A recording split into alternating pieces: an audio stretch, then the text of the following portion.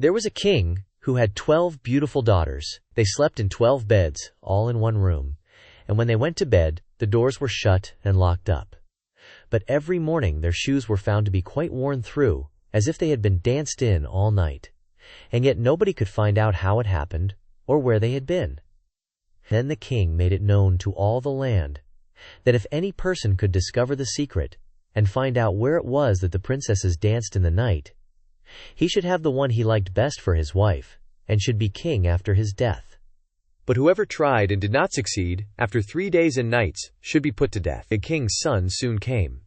He was well entertained, and in the evening was taken to the chamber next to the one where the princesses lay in their 12 beds. There he was to sit and watch where they went to dance. And, in order that nothing might pass without his hearing it, the door of his chamber was left open. But the king's son soon fell asleep, and when he awoke in the morning he found that the princesses had all been dancing, for the soles of their shoes were full of holes. The same thing happened the second and third night, so the king ordered his head to be cut off. After him came several others, but they had all the same luck, and all lost their lives in the same manner. Now it chanced that an old soldier, who had been wounded in battle and could fight no longer, passed through the country where this king reigned. And as he was traveling through a wood, he met an old woman, who asked him where he was going. "I hardly know where I am going, or what I had better do," said the soldier, "but I think I should like very well to find out where it is that the princesses dance, and then in time I might be a king." "Well," said the old dame, "that is no very hard task. Only take care not to drink any of the wine which one of the princesses will bring to you in the evening, and as soon as she leaves you pretend to be fast asleep." Then she gave him a cloak, and said, "As soon as you put that on you will become invisible, and you will then be able to follow the princesses wherever they go." When the soldier heard all this good counsel, he determined to try his luck.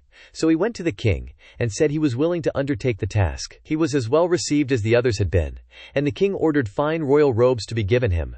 And when the evening came he was led to the outer chamber. Just as he was going to lie down, the eldest of the princesses brought him a cup of wine, but the soldier threw it all away secretly, taking care not to drink a drop. Then he laid himself down on his bed, and in a little while began to snore very loud, as if he was fast asleep. When the 12 princesses heard this, they laughed heartily, and the eldest said, "This fellow too might have done a wiser thing than lose his life in this way." Then they rose up and opened their drawers and boxes, and took out all their fine clothes, and dressed themselves at the glass, and skipped about as if they were eager to begin dancing. But the youngest said, "I don't know how it is.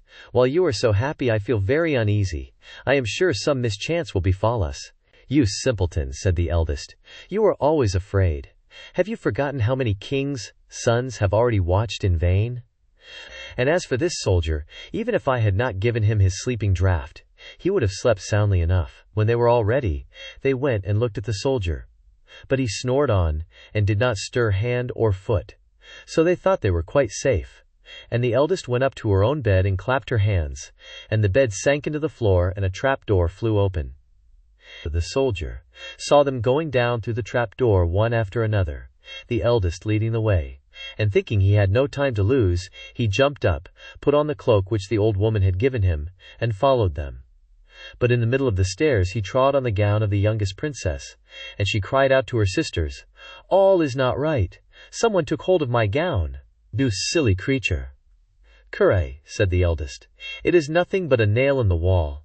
Then down they all went, and at the bottom they found themselves in a most delightful grove of trees, and the leaves were all of silver, and glittered and sparkled beautifully. The soldier wished to take away some token of the place, so he broke off a little branch, and there came a loud noise from the tree. And the youngest daughter said again, "I am sure all is not right. Did not you hear that noise?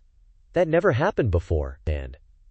But the eldest said, "It is only our princes, who are shouting for joy at our approach." Then they came to another grove of trees, where all the leaves were of gold, and afterwards to a third, where the leaves were all glittering diamonds. And the soldier broke a branch from each, and every time there was a loud noise, which made the youngest sister tremble with fear. But the eldest still said, "It was only the princes, who were crying for joy." So they went on, till they came to a great lake, and at the side of the lake there lay 12 little boats, with 12 handsome princes in them, who seemed to be waiting there for the princesses. One of the princesses went into each boat, and the soldier stepped into the same boat with the youngest.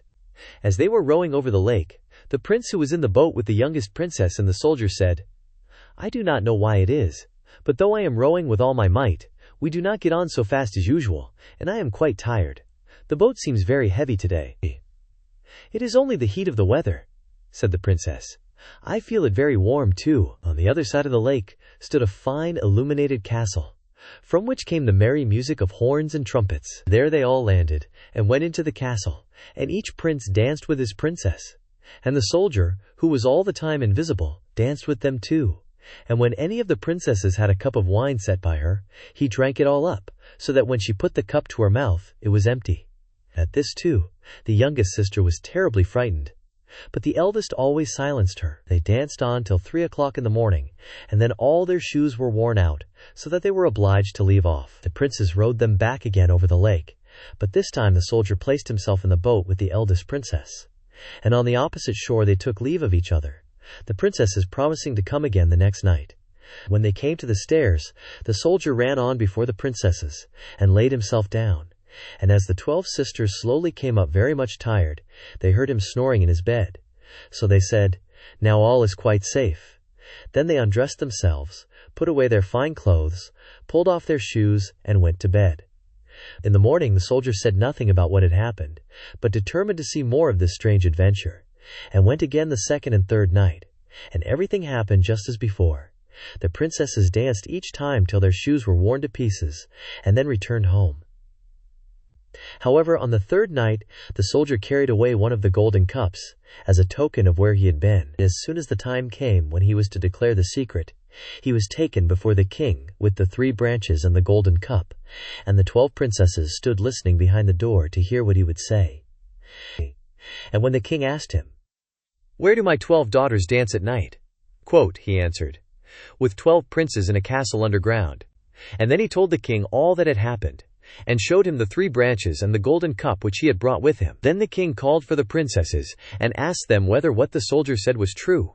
And when they saw that they were discovered, and that it was of no use to deny what had happened, they confessed it all. And the king asked the soldier which of them he would choose for his wife, and he answered, "I am not very young, so I will have the eldest." And they were married that very day, and the soldier was chosen to be the king's heir.